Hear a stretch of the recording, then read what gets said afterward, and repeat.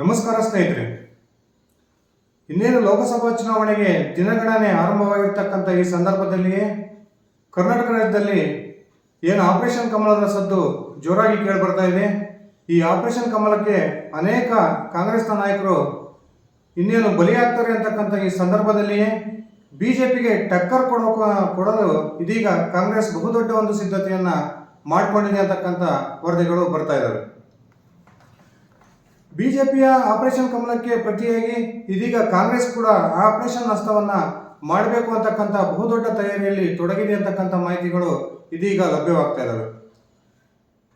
ಬಿಜೆಪಿಯಲ್ಲಿ ಅಸಮಾಧಾನಗೊಂಡಿರ್ತಕ್ಕಂಥ ಕಳೆದ ವಿಧಾನಸಭಾ ಚುನಾವಣೆಯಲ್ಲಿ ಸೋತು ಪಕ್ಷದ ಚಟುವಟಿಕೆಗಳಿಂದ ದೂರ ಇರತಕ್ಕಂಥ ಅನೇಕ ಮಾಜಿ ಸಚಿವರು ಹಾಗೂ ಶಾಸಕರನ್ನ ಸೆಳೆಯುವ ಪ್ರಯತ್ನಕ್ಕೆ ಇದೀಗ ಕಾಂಗ್ರೆಸ್ ಕೈ ಹಾಕಿದೆ ಅಂತಕ್ಕಂಥ ಸ್ಪಷ್ಟ ಮಾಹಿತಿಗಳು ಬರ್ತಾ ಇದ್ದಾವೆ. ಅದರಲ್ಲೂ ಕೂಡ ನೇರವಾಗಿ BS ಯಡಿಯೂರಪ್ಪ ಹಾಗೂ BY ವಿಜಯೇಂದ್ರ ಅವರಿಗೆ ನೇರವಾದ ಟಕ್ಕರನ್ನು ಕೊಡಬೇಕು ಅಂತಕ್ಕಂಥ ಒಂದು ತಯಾರಿಯಲ್ಲಿ ಕಾಂಗ್ರೆಸ್ ಈಗ ತೊಡಗಿರುವ ಮೂಲಕ ಮಲೆನಾಡು ಭಾಗದ ಬಹುದೊಡ್ಡ ಅಹಿಂದ ನಾಯಕನೊಬ್ಬನನ್ನ ಕಾಂಗ್ರೆಸ್ಗೆ ಸೆಳೆಯುವ ಪ್ರಯತ್ನಕ್ಕೆ ಇದೀಗ ಕಾಂಗ್ರೆಸ್ ಮುಂದಾಗಿದೆ ಅಂತಕ್ಕಂಥ ಸ್ಪಷ್ಟ ಮಾಹಿತಿಗಳು ಲಭ್ಯವಾಗ್ತಾ ಇದ್ದಾವೆ. ಮಲೆನಾಡು ಭಾಗದ ಆ ಒಬ್ಬ ಬಹುದೊಡ್ಡ ಅಹಿಂದ ನಾಯಕ ಯಾರು? ಆತ ಬಿಜೆಪಿಯಿಂದ ಕಾಂಗ್ರೆಸ್ಗೆ ಸೇರ್ಪಡೆಯಾದರೆ ಕಾಂಗ್ರೆಸ್ಗೆ ಆಗಬಹುದಾದಂತಹ ಲಾಭ ಏನು ತಿಳ್ಕೊಂಡು ಬರೋಣ ಬನ್ನಿ ಸ್ನೇಹಿತರೆ.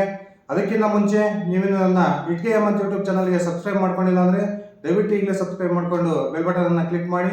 ನಾನು ಕೊಡ್ತಕ್ಕಂಥ ಮಾಹಿತಿ ನಿಮ್ಗೆ ಇಷ್ಟ ಆಗಿದ್ರೆ ದಯವಿಟ್ಟು ಈ ವಿಡಿಯೋಗೆ ಲೈಕ್ ಮಾಡಿ, ಶೇರ್ ಮಾಡಿ, ಕಮೆಂಟ್ ಮಾಡಿ. ಹೌದು ಸ್ನೇಹಿತರೆ, ಬಿಜೆಪಿಗೆ ಆಪರೇಷನ್ ಕಮಲಕ್ಕೆ ಪ್ರತಿಯಾಗಿ ಕಾಂಗ್ರೆಸ್ ಕೂಡ ಇದೀಗ ಕೆಲವೊಂದಿಷ್ಟು ಬಿಜೆಪಿಯ ನಾಯಕರನ್ನ ಕಾಂಗ್ರೆಸ್ನೇ ಸೆಳೆದುಕೊಳ್ತಕ್ಕಂಥ ಪ್ರಯತ್ನಕ್ಕೆ ಮುಂದಾಗಿದೆ.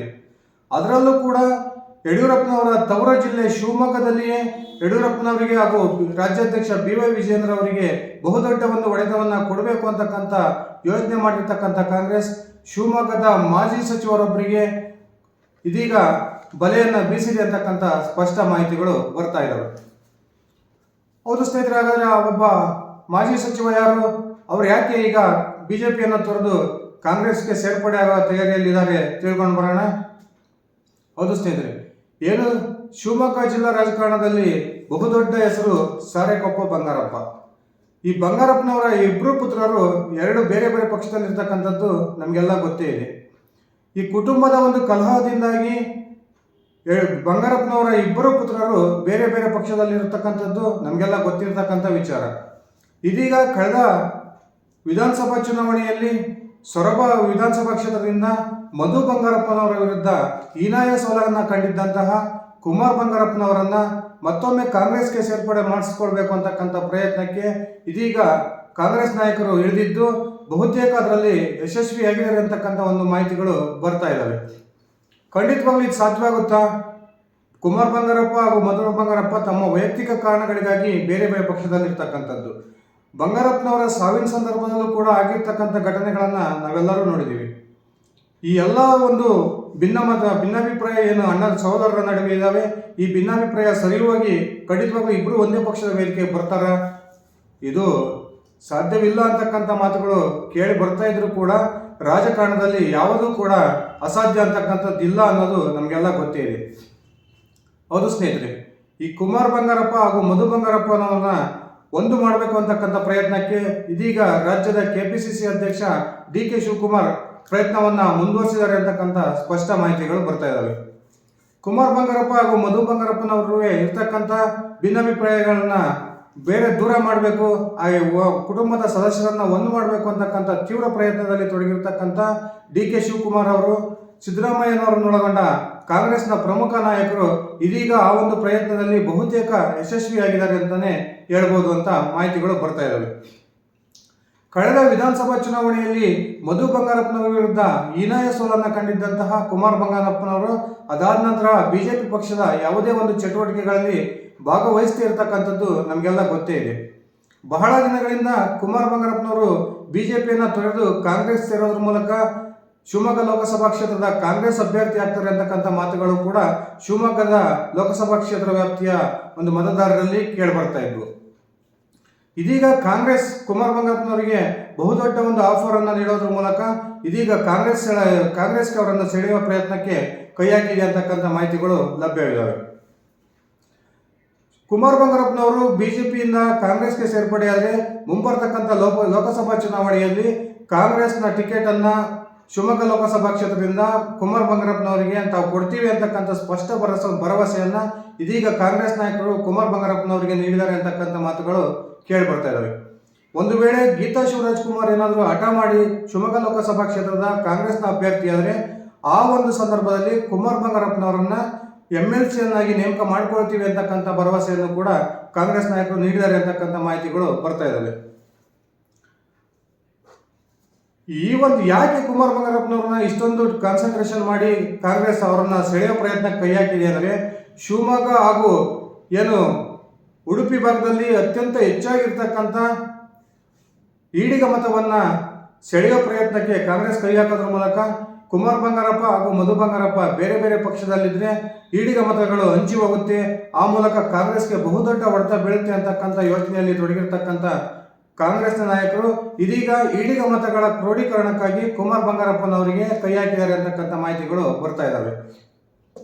ಒಂದು ವೇಳೆ ಕುಮಾರ್ ಬಂಗಾರಪ್ಪ ಹಾಗೂ ಮಧು ಬಂಗಾರಪ್ಪ ಒಂದೇ ಪಕ್ಷದ ವೇದಿಕೆಯಲ್ಲಿ ಕಾಣಿಸ್ಕೊಂಡ್ರೆ ಖಂಡಿತವಾಗ್ಲೂ ಚದುರಿ ಹೋಗಬಹುದಾದಂತಹ ಈಡಿಗ ಮತಗಳನ್ನು ಒಂದೆಡೆ ಸೇರಿಸಿ ಆ ಮೂಲಕ ಕಾಂಗ್ರೆಸ್ಗೆ ಬಹುದೊಡ್ಡ ಲಾಭ ತೆಗೆದುಕೊಳ್ಬಹುದು ಅಂತಕ್ಕಂಥ ಒಂದು ಮನಸ್ಥಿತಿಯಲ್ಲಿ ಕಾಂಗ್ರೆಸ್ನ ನಾಯಕರು ಇದ್ದಂತೆ ಕಂಡು ಬರ್ತಾ ಇದೆ. ಗೆಳೆಯರೇ, ಈ ಕಳೆದೊಂದು ಸಂದರ್ಭದಲ್ಲಿ ಬಂಗಾರಪ್ಪನವರು ಕಾಂಗ್ರೆಸ್ ಅನ್ನು ತೊರೆದು ಬಿಜೆಪಿ ಸೇರಿದ್ದಂಥ ಸಂದರ್ಭದಲ್ಲೂ ಕೂಡ ಕುಮಾರ್ ಬಂಗಾರಪ್ಪನವರು ಕಾಂಗ್ರೆಸ್ನಲ್ಲೇ ಉಳ್ಕೊಂಡಿದ್ದನ್ನ ನಾವೆಲ್ಲ ಗಮನಿಸಿದ್ವಿ. ಅವಾಗಲೂ ಕೂಡ ಏನು ಕುಟುಂಬದ ರಾಜಕಾರಣದ ಕಲಹದ ಕಾರಣಕ್ಕಾಗಿಯೇ ಕುಮಾರ ಬಂಗಾರಪ್ಪನವರು ತಮ್ಮ ತಂದೆಯನ್ನು ಅನುಸರಿಸದೆ ಕಾಂಗ್ರೆಸ್ನಲ್ಲೇ ಉಳ್ಕೊಂಡಿದ್ರು. ಆದರೆ ಖಂಡಿತವಾಗ್ಲೂ ಕಾಂಗ್ರೆಸ್ ನಾಯಕರು ಕೈ ಹಾಕಿರ್ತಕ್ಕಂಥ ಈ ಪ್ರಯತ್ನದಲ್ಲಿ ಯಶಸ್ವಿ ಆಗ್ತಾರ ಅಂತಕ್ಕಂಥ ಪ್ರಶ್ನೆ ನಮಗೆಲ್ಲ ಕಂಡು ಬರ್ತಾ ಇದೆ. ಈ ಇಬ್ಬರು ನಾಯಕರಲ್ಲಿ ಇರ್ತಕ್ಕಂಥದ್ದು ವೈಯಕ್ತಿಕ ದ್ವೇಷ. ಯಾವುದೇ ಕಾರಣಕ್ಕೂ ಇಬ್ಬರು ನಾಯಕರಿಗೆ ಕಾಂಗ್ರೆಸ್ ಪಕ್ಷದ ಮೇಲಾಗಲಿ ಬಿಜೆಪಿ ಪಕ್ಷದ ಮೇಲಾಗಲಿ ಯಾವುದೇ ಒಂದು ಅಸಮಾಧಾನ ಇಲ್ಲ ಅಂತಕ್ಕಂಥ ಮಾಹಿತಿಗಳು ಇದ್ದಾವೆ. ಹಾಗಾಗಿ ಖಂಡಿತವಾಗಲೂ ಕಾಂಗ್ರೆಸ್ ಅವರು ಕೊಟ್ಟಿರ್ತಕ್ಕಂತಹ ಆಫರ್ ಅನ್ನು ಒಪ್ಪಿಕೊಂಡು ಕುಮಾರ್ ಬಂಗಾರಪ್ಪನವರು ಕೇವಲ ಒಂದು MLC ಸ್ಥಾನಕ್ಕೋಸ್ಕರವಾಗಿ ತನ್ನ ಸಹೋದರನ ಜೊತೆಗೆ ಹಾಗೂ ತನ್ನ ಕುಟುಂಬದ ಇತರ ಸದಸ್ಯರ ಜೊತೆಗೆ ಇರ್ತಕ್ಕಂಥ ವೈಮನಸ್ಸನ್ನ ಮರೆತು ಕಾಂಗ್ರೆಸ್ಗೆ ಸೇರ್ಪಡೆ ಆಗ್ತಾರ ಅಂತಕ್ಕಂಥದ್ದೇ ಒಂದು ದೊಡ್ಡ ಯಕ್ಷ ಪ್ರಶ್ನೆ ಆಗಿದೆ. ಕಾದ್ ನೋಡೋಣ ಸ್ನೇಹಿತರೆ. ಖಂಡಿತವಾಗ್ಲೂ ಕುಮಾರ್ ಬಂಗಾರಪ್ಪನವರು ಕಾಂಗ್ರೆಸ್ ಸೇರೋದ್ರ ಮೂಲಕ ತನ್ನ ಸಹೋದರನ ಜೊತೆಗೆ ಅಳಚಿರ್ತಕ್ಕಂಥ ಸಂಬಂಧವನ್ನ ಸರಿ ಮಾಡ್ಕೊಳ್ತಾರ ಅಥವಾ ಹಿಂದೆಲ್ಲ ಮಾಡಿದ್ದಂಥ ಹಠವನ್ನೇ ಮುಂದುವರಿಸಿ ಬಿಜೆಪಿಯಲ್ಲಿ ಮುಂದುವರಿತಾರ, ಆ ಮೂಲಕ ಮತ್ತೊಮ್ಮೆ ಕಾಂಗ್ರೆಸ್ಗೆ ಟಕ್ಕರ್ ಕೊಡ್ತಾರ, ಇದನ್ನೆಲ್ಲ ಕಾದ್ ನೋಡ್ಬೇಕಾಗಿದೆ. ಖಂಡಿತವಾಗ್ಲೂ ಕುಮಾರ್ ಬಂಗಾರಪ್ಪ ಹಾಗೂ ಮಧು ಬಂಗಾರಪ್ಪ ಕಾಂಗ್ರೆಸ್ನಲ್ಲಿ ಇದ್ದಾಗಲೂ ಕೂಡ ಈಡಿಗ ಮತಗಳು ಬಹುದೊಡ್ಡ ಸಂಖ್ಯೆಯಲ್ಲಿ ಬಿಜೆಪಿಗೆ ಹೋಗಿದ್ದನ್ನ ನಾವು ಗಮನಿಸಿದ್ದೀವಿ. ಅಲ್ಲಿ ಈ ಇಬ್ಬರ ನಾಯಕರನ್ನಲ್ಲದೆ ಹರ್ತಾಳ ಅಲಪ್ನವ್ರು ಇರ್ಬೋದು, ಇನ್ನಿತರ ಈಡಿಗ ನಾಯಕರು ಬಿಜೆಪಿಯೊಂದಿಗೆ ಈಗಾಗಲೇ ಗುರುತಿಸಿಕೊಂಡಿದ್ದಾರೆ, ಬಿಜೆಪಿಯಲ್ಲಿ ಸಕ್ರಿಯರಾಗಿದ್ದಾರೆ.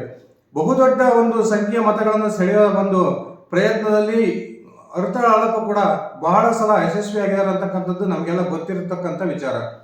ಈ ಎಲ್ಲ ಪ್ರಯತ್ನದ ನಡುವೆ ಕುಮಾರ್ ಬಂಗಾರಪ್ಪನವರು ಖಂಡಿತವಾಗಲೂ ಕಾಂಗ್ರೆಸ್ ಸೇರ್ಪಡೆ ಆಗ್ತಾರ ಅಥವಾ ಬಿಜೆಪಿಗೆ ಬಿಜೆಪಿ ರಾಜ್ಯಾಧ್ಯಕ್ಷ BY ವಿಜಯೇಂದ್ರ ಹಾಗೂ ಮುಖ್ಯಮಂತ್ರಿ ಯಡಿಯೂರಪ್ಪನವರ ತವರು ಜಿಲ್ಲೆಯಲ್ಲಿಯೇ ಬಿಜೆಪಿಗೆ ಟಕ್ಕರ್ ಕೊಡಬೇಕು ಅಂತಕ್ಕಂಥ ಪ್ರಯತ್ನದಲ್ಲಿ ಕಾಂಗ್ರೆಸ್ ಸಫಲವಾಗುತ್ತಾ ಅಥವಾ ಕಾಂಗ್ರೆಸ್ನ ಆಫರ್ ಅನ್ನು ನಿರಾಕರಿಸೋದ್ರ ಮೂಲಕ ಕುಮಾರ್ ಬಂಗಾರಪ್ಪನವರು ಕಾಂಗ್ರೆಸ್ಗೆ ಮತ್ತೊಮ್ಮೆ ಶಾಕ್ ಕೊಡ್ತಾರ? ಕಾದ್ ನೋಡೋಣ ಸ್ನೇಹಿತರೆ. ಇದಿಷ್ಟ ಆಗಿತ್ತು ನನ್ನ ಇವತ್ತಿನ ವಿಡಿಯೋ. ನಾನು ಕೊಟ್ಟಿರ್ತಕ್ಕಂಥ ಮಾಹಿತಿಗಳು ಇಷ್ಟ ಆಗಿದ್ರೆ ದಯವಿಟ್ಟು ಈ ವಿಡಿಯೋಗೆ ಲೈಕ್ ಮಾಡಿ, ಶೇರ್ ಮಾಡಿ, ಕಮೆಂಟ್ ಮಾಡಿ. ಧನ್ಯವಾದಗಳು ಸ್ನೇಹಿತರೆ. ಶುಭ ದಿನ.